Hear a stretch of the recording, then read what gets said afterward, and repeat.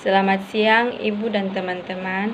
Perkenalkan, nama saya Siani Binti Sairatu dengan nomor pokok mahasiswa 1211-4201-190256 dari kelas keperawatan C angkatan 2019. Di sini saya akan menjelaskan tentang makalah saya, yaitu asuhan keperawatan pada pasien dengan infark miokardium akut, yang terdiri dari pertama yaitu pengkajian. Pengkajian termasuk dalam anamnesa. Anamnesa terbagi atas 3, yaitu identitas pasien, yang termasuk di dalam identitas pasien yaitu nama, umur, jenis kelamin, agama, pendidikan, pekerjaan, serta alamat. Kemudian yang kedua yaitu keluhan utama. Keluhan yang paling dirasakan adalah napas sesak dan nyeri dada atau epigastrium. Yang ketiga adalah riwayat kesehatan. Riwayat kesehatan juga terbagi atas 3. Yang pertama, riwayat kesehatan sekarang, yang menjelaskan riwayat penyakit yang dialami, apakah pasien mengeluh sesak napas dan nyeri dada, sesak bertambah jika beraktivitas, keadaan lemah dan nafsu makan menurun, dan menanyakan keluhan yang dirasakan saat dilakukan pengkajian. Yang berikut adalah riwayat kesehatan dahulu, yaitu apakah pasien mempunyai riwayat vaskuler, misalnya seperti hipertensi, penyakit jantung, atau mempunyai riwayat penyakit diabetes mellitus. Yang berikut adalah riwayat kesehatan keluarga. Apakah keluarga pasien ada yang mempunyai penyakit vaskuler, misalnya seperti hipertensi, metabolik, atau yang lain seperti diabetes mellitus. Yang berikut ADL. ADL terbagi atas 5 bagian. Yang pertama, nutrisi. Nutrisi atau porsi yang dihabiskan keluhan seperti mual dan muntah, perubahan pola makan setelah sakit. Yang kedua, istirahat tidur. Kebiasaan tidur siang dan malam, berapa jam sehari, apakah ada kesulitan waktu tidur, bagaimana perubahan setelah sakit, apakah sering terbangun dan susah tidur karena nyeri dada atau epigastrium. Kemudian aktivitas. Apakah ada pembatasan aktivitas, apalagi terasa sesak napas saat beraktivitas. Kemudian eliminasi, yaitu mengkaji kebiasaan eliminasi alfi dan uri seperti jumlah, warna, apakah ada gangguan ataukah tidak.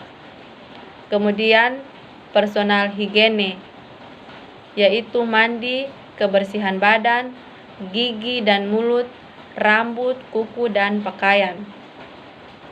Kemudian kita masuk pada bagian ketiga, yaitu data sosial.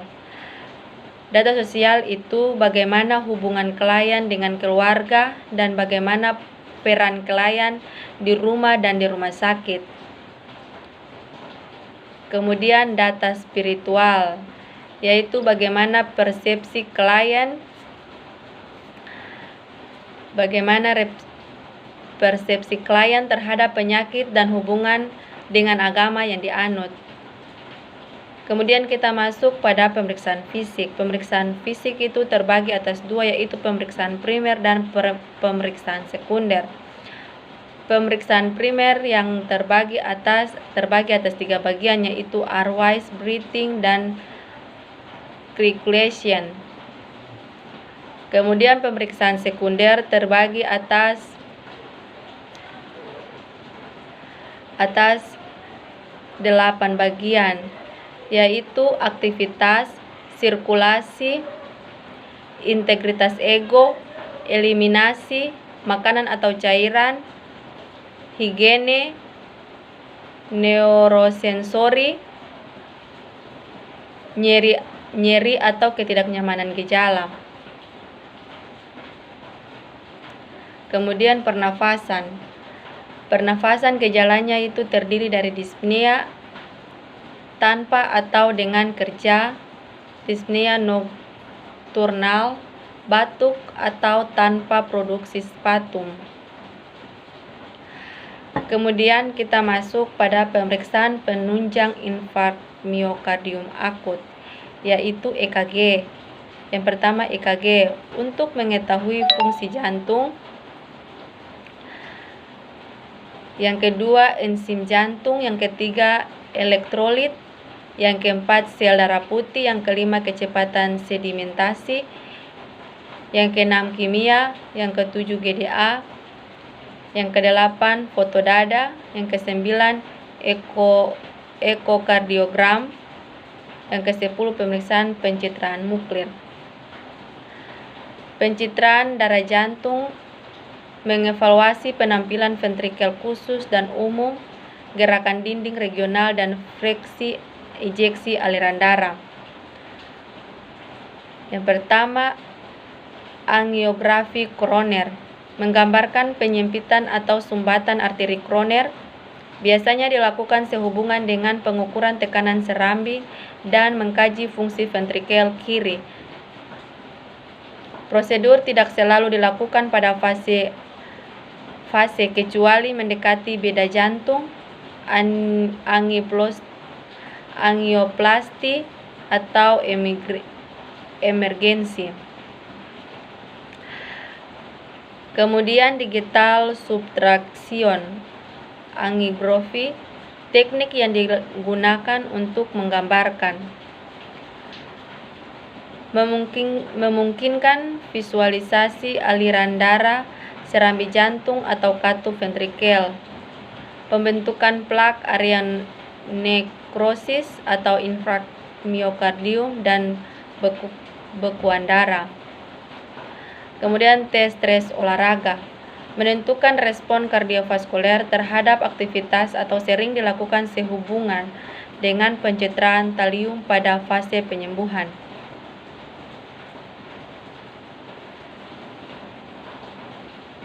Kemudian kita masuk pada tahap diagnosa, yaitu data fokus. Data fokus yang terdiri data subjektif.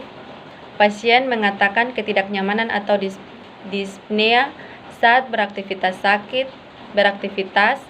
sakit kepala pada saat bangun tidur, dan gangguan penglihatan. Kemudian data objektifnya yaitu gas darah arteri yang tidak normal, pH arteri tidak normal, ketidaknormalan frekuensi irama dan kedalaman pernapasan. Kemudian warna kulit tidak normal, misalnya pucat dan kehitaman. Konfusi sianosis hanya pada neonatus, hipoksia. Kemudian napas kuping hidung, dan gelisah tak terduga. Kemudian etiologinya yaitu arteroklerosis, trombosis, kontriksi arteri, dan koronaria. Kemudian aliran darah jantung menurun, jaringan miokard iskemik, suplai oksigen ke miokard mulai menurun, metabolisme anaerob, timbunan luktat, dan kerusakan pertukaran gas. Problemnya yaitu gangguan pertukaran gas.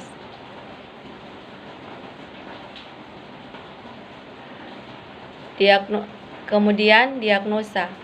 Diagnosa yang timbul pada pasien dengan infark miokardium akut, gangguan pertukaran gas, timbunan asal laktat, penurunannya suplai oksigen ke miokard, arteriosklerosis, trombosis, kontriksi arteri koronaria, nyeri timbunan asam laktat, penurunannya suplai oksigen ke miokard, arteriosklerosis, trombosis, kontriksi arteri koronaria, intoleransi aktivitas, timbunan asam laktat, penurunan suplai oksigen ke miokard, gangguan berfungsi jaringan turun, kontraktilatis turun, integritas membran sel menurun, kemudian suplai oksigen ke miokard menurun,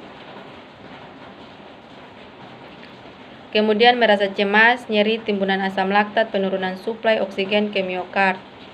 Risiko penurunan curah jantung, kontraktilitas turun, integritas membran sel menurun, seluler hipoksia, suplai oksigen ke miokard menurun, kemudian aterosklerosis, trombosis, kontriksi arteri, dan koronaria.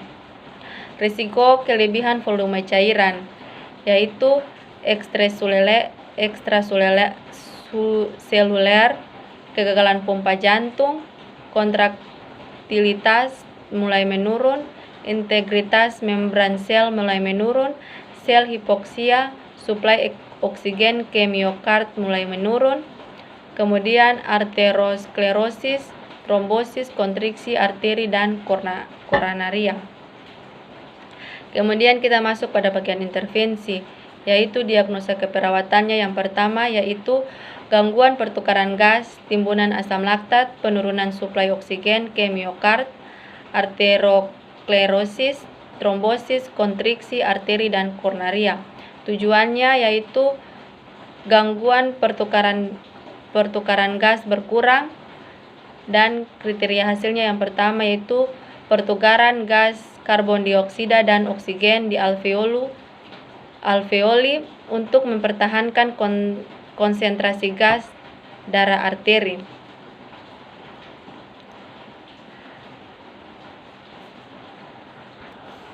Kemudian rencana tindakan. Yang pertama yaitu fasilitas kepatenan jalan napas. Yang kedua yaitu berkaitan terapi oksigen dan pantau efektivitasnya. Yang ketiga yaitu pasang alat bantu pernapasan pada pasien.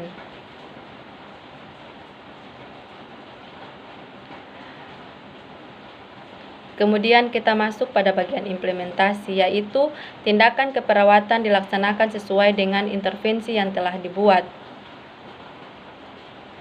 Kemudian kita masuk pada tahap yang terakhir, yaitu evaluasi, yaitu menilai keberhasilan dari intervensi yang telah dibuat. Hasil yang diharapkan, pasien menunjukkan pengurangan nyeri, tidak menunjukkan kesulitan dalam bernafas. Perfusi jaringan terpelihara secara adekuat, memperlihatkan berkurangnya kecemasan, mematuhi program perawatan diri, dan tidak menunjukkan adanya komplikasi. Demikian hasil dari presentasi makalah saya. Kurang dan lebihnya saya minta maaf. Selamat pagi Ibu dan teman-teman. Shalom.